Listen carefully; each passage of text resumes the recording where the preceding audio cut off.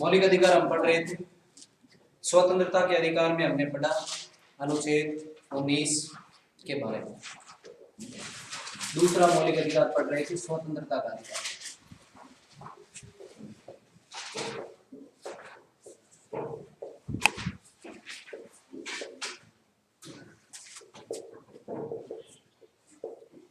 इसमें अनुच्छेद 19 एक हमने पढ़ लिया। अनुच्छेद 19 दो बात क्या कह रहा है देखिए। अनुच्छेद 19 दो से लगा करके अनुच्छेद 19 6 तक एक ही बात लिखी है। 6 तक अलग अलग बातें लिखी गई, लेकिन एक चीज लिखी हुई है कि अगर देश की एकता और अखंडता और सांप्रदायिक सौहार्द और संसद और न्यायपालिका को ठेस पहुंचती है तो अनुच्छेद 19 एक के तहत जितनी भी स्वतंत्रताएं दी गई हैं वो सारी स्वतंत्रताएं छीन ली जाएंगी।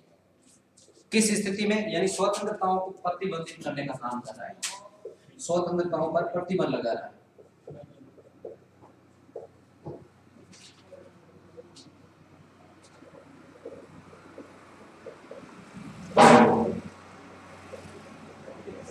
स्वतंत्रताएं जो अनुच्छेद 19 एक के तहत हमें दी गई है, विचार अभिव्यक्ति की स्वतंत्रता, बिना किसी हथियारों के संघ सभा करने की स्वतंत्रता, संगठन बनाने की स्वतंत्रता, भ्रमण करने की स्वतंत्रता, निवास करने की स्वतंत्रता और व्यापार करने की स्वतंत्रता, ये सारी स्वतंत्रताएं दी गई है। लेकिन अनुच्छेद 19 2 से 6 तक इन स्वतंत्रताओं पर प्रतिबंध भी लगाया जा सकता है। किस परिस्थिति में प्रतिबंध लगाया जाएगा? तो ध्यान रखिए कि एक तो देश की एकता व अखंडता को खतरा हो, देश की एकता व अखंडता को अगर खतरा हो, या फिर सांप्रदायिक सौहार्द जो भाईचारा है वो भाईचारा अगर खतरा हो, भाईचारे को सांप्रदायिक सौहार्द बिगड़ने का खतरा हो, तो ऐसी स्थिति में स्वतंत्रता आपसे छीनी जा सकती है।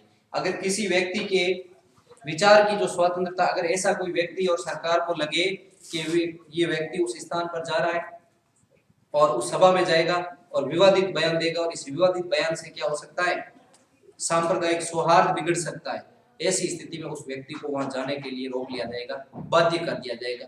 कैसे रोका जाएगा, क्यों रोका जाएगा, किस प्रकार रोका जाएगा, ताजा घटना इसकी अभी मैं आपकी इसके बारे में चर्चा करूंगा। लेकिन पहले देखिए, एकता व अखंडता को अगर खतरा है तो उस व्यक्ति की स्वतंत्रता को छीना जा सकता है, जो 19(1) के तहत मिली हुई। दूसरी बात, अगर सांप्रदायिक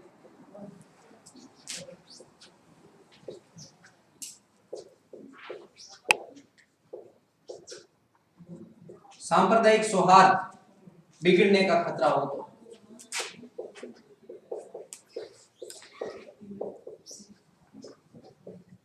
तो फिर आपको अनुच्छेद 19(1) के तहत दी गई स्वतंत्रताएं छीनी जा सकती है कुछ समय की। इसके अलावा संसद व न्यायपालिका की गरिमा को ठेस पहुंचे, संसद व न्यायपालिका की गरिमा को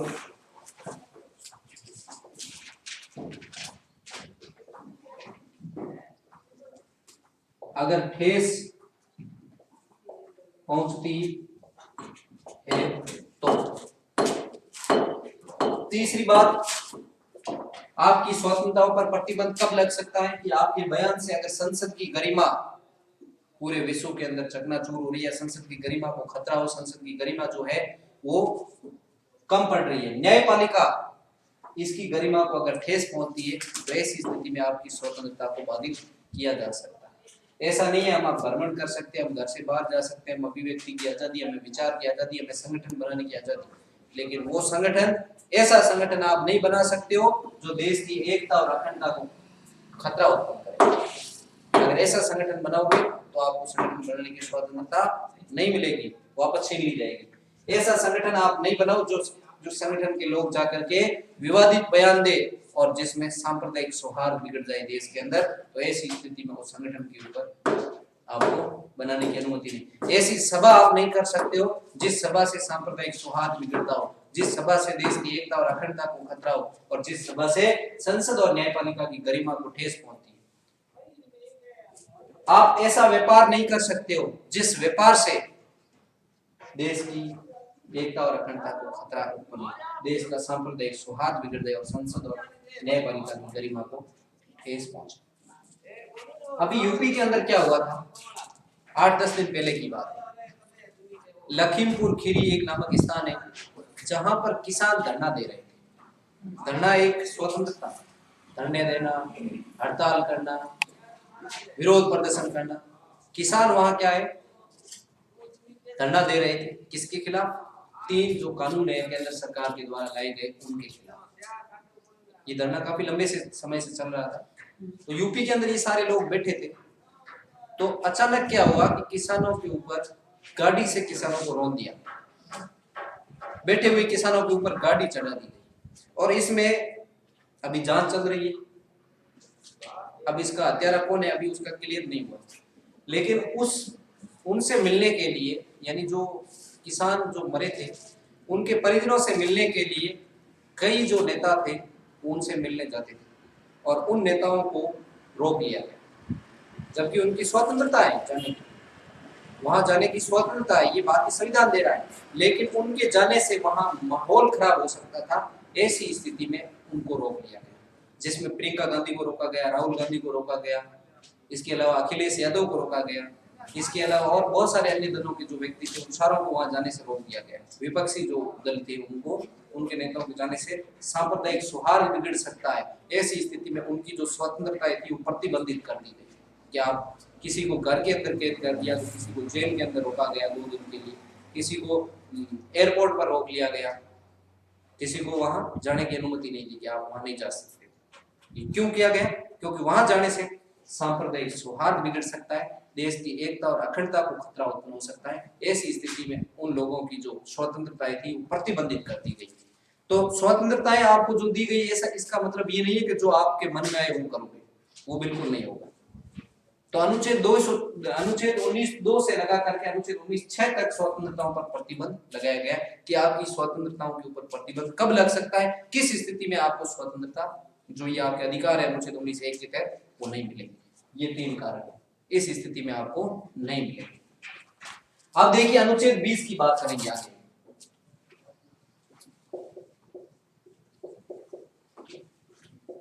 अनुच्छेद 20 क्या कर रहा है? अपराधों के संबंध में संरक्षण की बात कर रहा है। अपराधों के संबंध में संरक्षण की बात कर रहा है।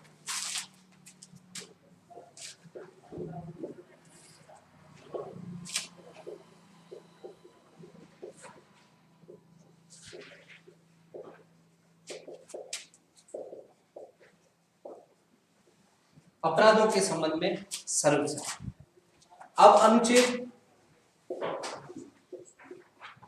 20(1) में क्या बात लिखी गई कि अगर किसी व्यक्ति को गिरफ्तार किया जाता है तो ऐसी स्थिति में उस समय का जो कानून है उसके अनुसार उसे दंडित किया जाएगा। अगर किसी व्यक्ति ने अपराध किया है और उस समय जो कानून व्यवस्था थी और अपराध की जो प्रणाली थी, अपराध की जो सीमा थी, उस सीमा के अनुसार ही उसे दंडित किया जा सकता है। जैसे उदाहरण के लिए सुबह 8 बजे किसी व्यक्ति ने अपराध कर दिया, पुलिस ने उसे गिरफ्तार कर लिया, गिरफ्तार करके पुलिस स्टेशन ले आई, और 11 बजे उसने क्या किया, किसी व्यक्ति को मार दिया, मर्डर कर दिया किसी का मान। तो ऐसी स्थिति में पहले जो उसके प्रावधान थे कानून के अलग थे, लेकिन बाद में क्या हुआ, 11:30 बजे संसद से या राष्ट्रपति के द्वारा हस्ताक्षर होकर के नया विधेयक आ जाता है कि मर्डर करने वालों को फांसी की सजा दी जाएगी, नया कानून आ जाता है। 8 बजे उसने अपराध किया, उस समय ये थी कि उसको 20 वर्ष के लिए या 25 वर्ष के लिए सजा होगी, ये चीजें थी। लेकिन 8 बजे अपराध करने के बाद 11 बजे ये नया कानून आ गया कि अब भारत में कोई भी मर्डर करेगा तो उसको फांसी की सजा होगी। उदाहरण के लिए दे रहा हूं मैं, ये चीजें है नहीं है, उदाहरण दे रहा हूं, आप ऐसे सोच लो कि ये फांसी की सजा है, नहीं, उदाहरण के तौर पर बता रहा हूं और ये आ जाए तो ऐसी स्थिति में उस व्यक्ति को कौन सा दंड मिलेगा?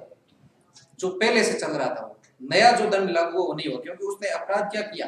11 बजे से पहले कर दिया था। ऐसी स्थिति में जिस व्यक्ति ने जिस समय अपराध किया है उस समय की जो कानून व्यवस्था है उस समय के कानून के अनुसार उसे दंडित किया जाएगा, न कि नए कानून के माध्यम से उसे दंडित किया जाएगा। पहली बात ये लिखी गई है अनुच्छेद 20(1) में। अपराध करने वाले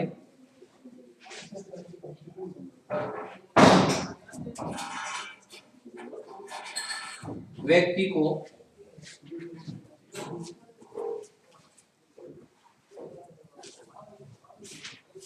उस समय के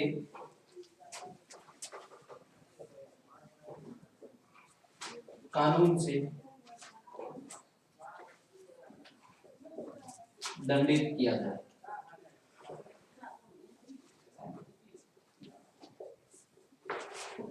दंडित किया जाएगा। अनुच्छेद 20(2) क्या कह रहा है?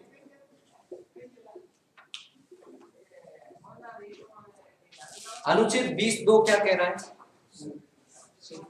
कि व्यक्ति ने एक अपराध किया तो उसे एक ही दंड मिलेगा, एक अपराध के लिए एक दंड दिया जाएगा, एक अपराध के लिए 2 या 4 दंड नहीं दिए जा सकते। अगर उसने एक अपराध किया तो उसे एक ही अपराध से दंडित किया जाएगा। तो एक अपराध के लिए एक दंड दिया जाएगा। अगर कोई व्यक्ति एक अपराध करता है तो उस समय एक ही अपराध से दंडित किया जाएगा, फिर दूसरा अपराध करा तो दूसरे अपराध के लिए दंडित किया जाएगा। अनुच्छेद 30(3) गिरफ्तार व्यक्ति को स्वयं की गवाही के लिए बाध्य नहीं किया जाएगा। जो गिरफ्तार व्यक्ति है, गिरफ्तार व्यक्ति को स्वयं की गवाही हेतु बाध्य नहीं किया जाएगा।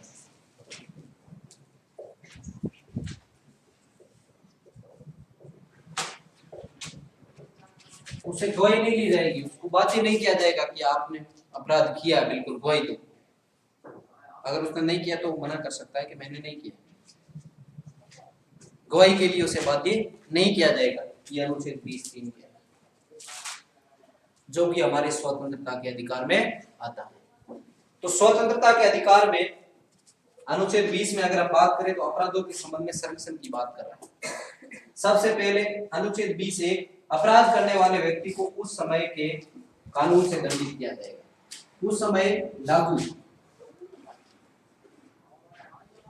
लागू कानून से ही दंडित किया जाएगा।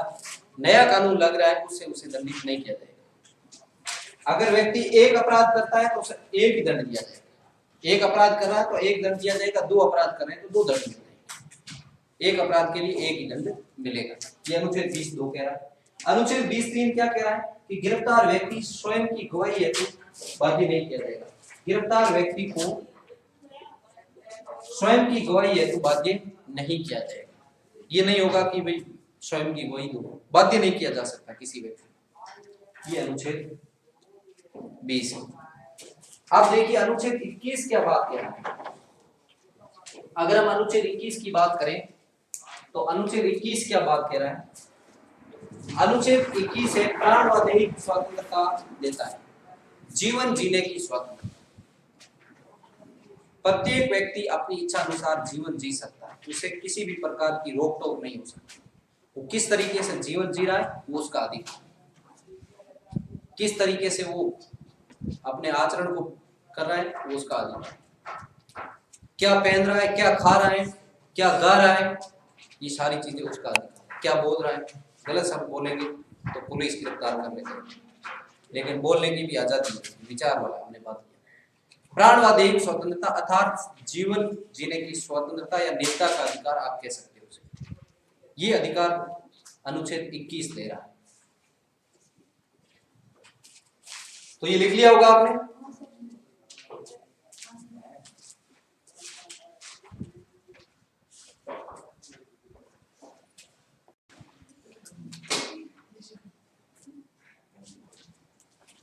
अब देखिए अगला है अनुच्छेद 21। ये प्राणदैहिक स्वतंत्रता का अधिकार देता है। प्राण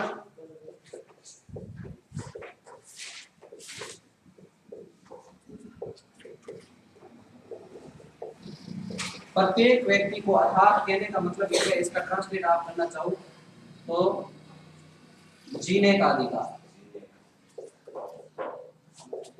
प्रत्येक व्यक्ति को जीने का अधिकार है।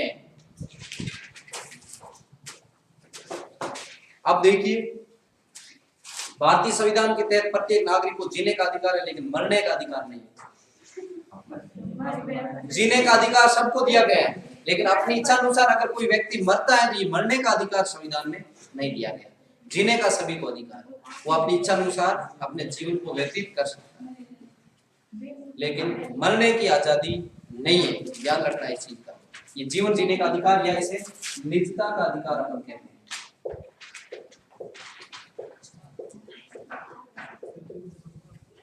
कई बार ये प्रश्न पूछ लिया जाता है कि भारतीय संविधान में जीवन जीने का या जीने का अधिकार कौन से अनुच्छेद में दिया गया है, तो अनुच्छेद 21 में दिया गया है। निजता का अधिकार कौन से अनुच्छेद में है, अनुच्छेद 21। प्राण या दैहिक स्वतंत्रता का अधिकार कौन से अनुच्छेद में है, तो अनुच्छेद 21। अगला है अनुच्छेद 22। ये क्या बात कर रहा है, गिरफ्तारी के संबंध में। अगर किसी व्यक्ति को गिरफ्तार किया जाता है तो उसके संबंध में बात कर रहा है।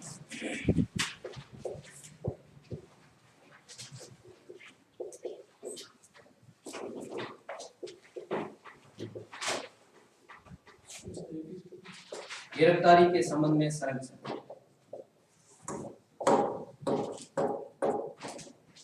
सबसे पहले ये बात कर रहा है कि जिस व्यक्ति को गिरफ्तार किया जाता है उस व्यक्ति को कारण जानने का अधिकार। पुलिस के द्वारा जिस भी व्यक्ति को गिरफ्तार किया जाएगा उस व्यक्ति को सबसे पहले ये पूछने का अधिकार है पुलिस को कि आप हमें गिरफ्तार कर रहे हो तो गिरफ्तार करने का कारण क्या है, गिरफ्तार करने का रीजन क्या है, और लिखित रूप से मांग सकता है। मौखिक रूप से पुलिस किसी को गिरफ्तार नहीं कर सकती। ध्यान रखना, किसी भी व्यक्ति को गिरफ्तार करने के लिए जाएगी तो गिरफ्तारी वारंट होता है उसके पास, और वो व्यक्ति पूछ सकता है कि आपके पास क्या गिरफ्तारी वारंट है। नहीं है तो वो मौलिक अधिकार है, न्यायालय में सीधे चुनौती दे सकता है, सीधे न्यायालय जा सकता है कि बिना गिरफ्तारी वारंट के किसी व्यक्ति को गिरफ्तार नहीं किया जा सकता। नजरबंद जरूर किया जा सकता है। ध्यान रखना, अगर उस व्यक्ति की वजह से देश की एकता व अखंडता को खतरा है तो उसे नजरबंद किया जा सकता है। और नजरबंद अलग सिस्टम होती है, निवारक नजरबंदी आगे चैप्टर आएगा इसी। इसके अलावा गिरफ्तार है वो अलग हो जाता है। गिरफ्तारी जैसे कोई अपराध नहीं किया और ऐसी पुलिस आ जाए घर पर कि आपने ये अपराध किया, इस संदेह में हम आपको गिरफ्तार करें, लेकिन उसके पास लिखित ऑर्डर होना चाहिए, गिरफ्तारी वारंट होना चाहिए। तो गिरफ्तार, इसमें पहली बात क्या है, गिरफ्तार करने वाले व्यक्ति को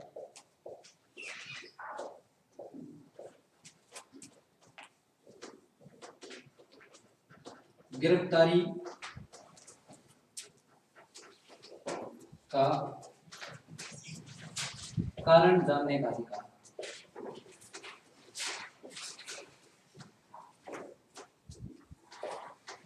वो कारण पूछ सकता है कि आप हमें क्यों गिरफ्तार कर रहे हैं, किस वजह से गिरफ्तार कर रहे हैं, ऐसा क्या गुनाह कर दिया हमने जो आप गिरफ्तार कर रहे हैं। ये गिरफ्तारी का काम। दूसरा, गिरफ्तार व्यक्ति को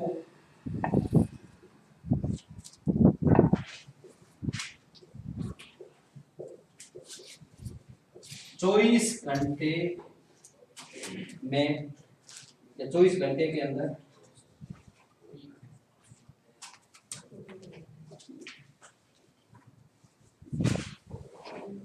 न्यायालय में पेश करना अनिवार्य है।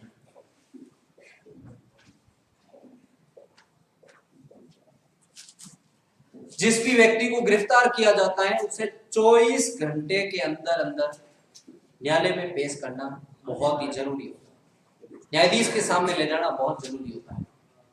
कोर्ट उसे सजा देगा, ना कि पुलिस उसे सजा देगी। ध्यान रखिए, पुलिस का काम होता है गिरफ्तार करना और न्यायाधीश के सामने ले जा करके प्रस्तुत करना। न्यायाधीश उसकी जांच करेगा, न्यायाधीश उसकी सुनवाई करेगा और सुनवाई करने के बाद में उसे सजा मिलती है। अब ध्यान रखना, ये 24 घंटे के अंदर, अब देख लीजिए, मान लो किसी व्यक्ति को शनिवार के दिन गिरफ्तार किया और संडे को अवकाश हो गया, तो फिर उसको कब पेश किया जाएगा?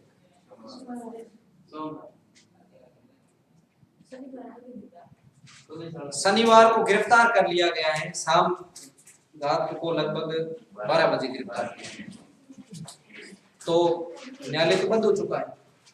ऐसी स्थिति में रविवार को अवकाश आ गया, तो फिर न्यायालय की छुट्टी रहेगी, तो फिर उसको कब पेश किया जाएगा? जब ये 24 घंटे देना है, 24 घंटे के अंदर अंदर करना है। एक छूट मिलेगी केवल एक, यात्रा के अलावा बाकी कोई छूट नहीं।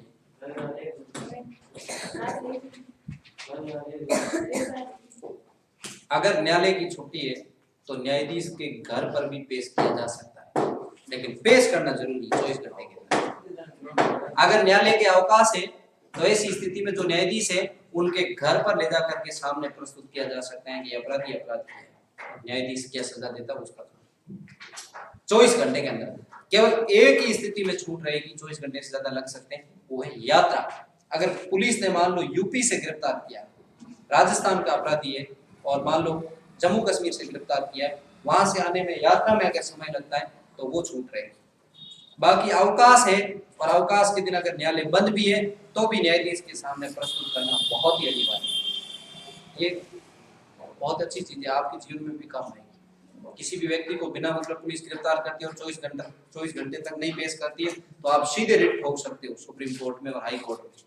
Article 32 supreme court, article 226 high court, और जैसे ही आप याचिका लगाओगे सुप्रीम कोर्ट बंदी प्रत्यक्षीकरण लेख जारी कर देगा पुलिस के सामने।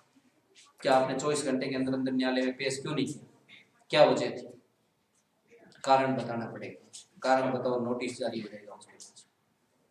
तो 24 घंटे के अंदर अंदर न्यायालय में पेश करना बहुत ही अनिवार्य। चाहिए अवकाश हो तो कोई दिक्कत नहीं, एक छूट मिलेगी केवल यात्रा को छोड़ करके, यात्रा को छोड़कर अगर अपराधी या गिरफ्तार किया हुआ व्यक्ति यात्रा में है और पेश नहीं किया जा सकता तो उसकी छूट है। बाकी अवकाश है तो भी न्यायाधीश के घर पर प्रस्तुत करना पड़ेगा। अगला है तीसरा,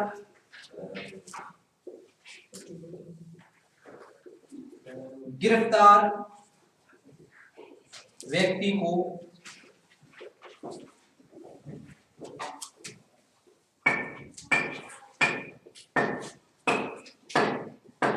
अपनी इच्छा अनुसार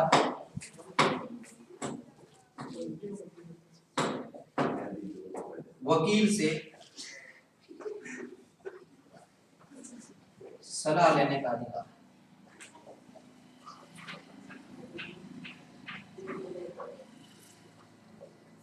अब किसी व्यक्ति को गिरफ्तार किया जाता है तो उसको यह अधिकार है कि अपनी इच्छा अनुसार वकील के पास जाकर के वो सलाह ले सकता है, क्योंकि मामला कोर्ट में जाएगा तो वकील को करना पड़ेगा जो इसकी पैरवी करेगा।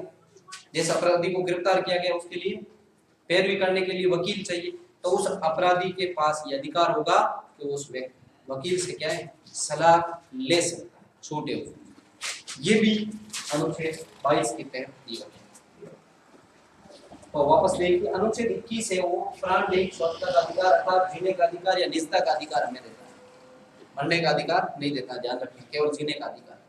आपको प्रश्न पूछ लिया जाए क्या भारतीय संविधान मरने का अधिकार देता है? नहीं। क्या भारतीय संविधान जीने का अधिकार देता है? यस। और कौन से आर्टिकल देता है? आर्टिकल 21। अनुच्छेद 22 गिरफ्तारी के संबंध में संरक्षण, यानी किसी व्यक्ति को गिरफ्तार करने वाले व्यक्ति को गिरफ्तारी का कारण जानने का अधिकार है। जिस व्यक्ति को गिरफ्तार किया जा रहा है वो पूछ सकता है कि मुझे गिरफ्तार किस स्थिति में किया जा रहा है, क्यों किया जा रहा है गिरफ्तार, कारण क्या है गिरफ्तार करने का, तो कारण जानने का अधिकार है। दूसरा है गिरफ्तार व्यक्ति को 24 घंटे के अंदर अंदर न्यायालय में पेश करना अनिवार्य है। 24 घंटे के अंदर अंदर न्यायालय या न्यायाधीश के समक्ष ले जाना बहुत ही जरूरी होता है। चाहे अवकाश है तो ऐसी स्थिति में न्यायालय की छुट्टी है तो भी न्यायाधीश के घर जाकर के पेश करना पुलिस को बहुत ही अनिवार्य होता है। यात्रा में केवल छूट मिलेगी। गिरफ्तार व्यक्ति को अपनी इच्छा अनुसार वकील से सलाह लेने का अधिकार है, और जिस व्यक्ति को गिरफ्तार किया जाता है उसे अपनी इच्छा अनुसार वकील से सलाह लेने का भी अधिकार है। किसी भी वकील से वो सलाह ले सकता है। तो ये था हमारा स्वतंत्रता का अधिकार, जो कि अनुच्छेद 19 से 22 तक था। हमने अनुच्छेद 19 में पढ़ा, अनुच्छेद 19(1) में क्या था, अनुच्छेद 19(2) से 6 तक क्या था, फिर अनुच्छेद 20 में क्या है, अनुच्छेद 21 में क्या है, और अनुच्छेद 22 में क्या है। कल आएगा शोषण के विरुद्ध अधिकार, अनुच्छेद 23 और 24। शोषण के खिलाफ आर्टिकल 23, आर्टिकल 24। आज के लिए इतना ही।